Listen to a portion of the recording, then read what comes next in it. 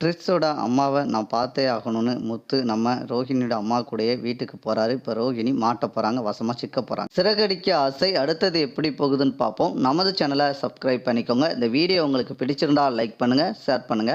இங்க பார்த்தீங்கன்னா ரோஹிணியோட அம்மாவையும் ட்ரெஸ்ஸையும் பார்த்துருந்தாரு நம்ம முத்து ஸ்கூல்ல வச்சு.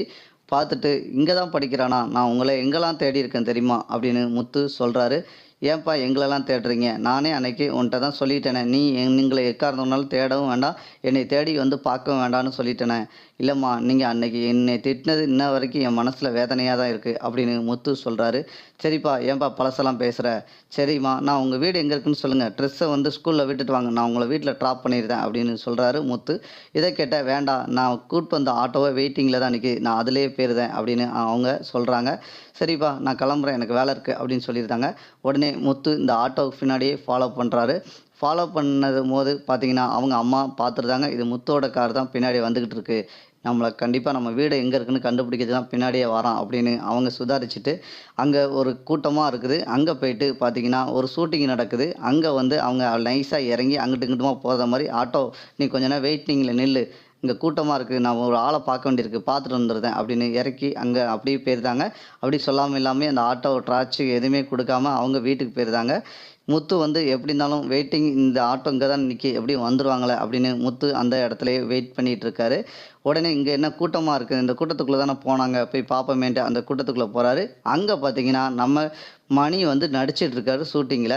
இதை சுதாரித்து என்ன இவர் மலேசியா மாமா, ரோஹிணியோட மாமாலாம் அங்கே எதுக்கு நிற்கிறாரு அப்படின்னு பார்த்துட்டு இவரை பார்த்துருந்தாரு நம்ம முத்து அவங்கள. அதுக்கடுத்து மணியும் முத்தை பார்த்துருந்தாரு. முத்தை பார்த்தோன்னே தெரிச்சு ஓட ஆரம்பிச்சிருந்தாரு.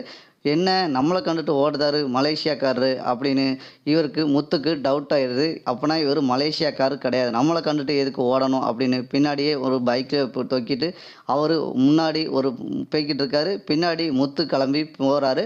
போகும்போது அங்கிட்டு இங்கிட்டுமா போய் மணி பார்த்தீங்கன்னா லாஸ்ட்டில் வந்து மாட்டியிருந்தாரு.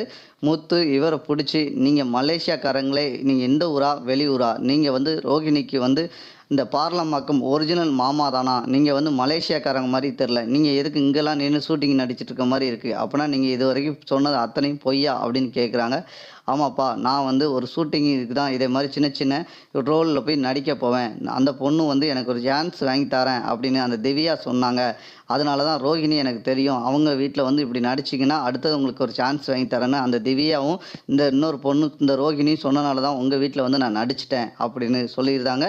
இதை கேட்ட முத்துக்கு இந்த பார்லமா எவ்வளோ திருட்டான வேலையெல்லாம் பார்த்துக்கிட்டு இருக்கு, இது வரைக்கும் நமக்கு தெரியாமல் போச்சே, இந்த பார்லமா எவ்வளோ இந்த நம்ம குடும்பத்தை இவ்வளோ நாளும் ஏமாற்றிக்கிட்டு இருக்கு, இந்த பார்லமா கையுங்காலமாக பிடிக்கிறதுக்கு என் வீட்டில் வந்து எல்லா உண்மையும் கக்குறேரு, இல்லட்டினா இப்போ ரத்த வாந்தி நீர் எடுப்பேரு அப்படின்னு சொன்னோன்னே, இல்லைப்பா நீ என்ன சொல்கிறியா, நான் அத்தனை கேட்குறேன் அப்படின்னு மணியும் சொல்லியிருந்தாரு.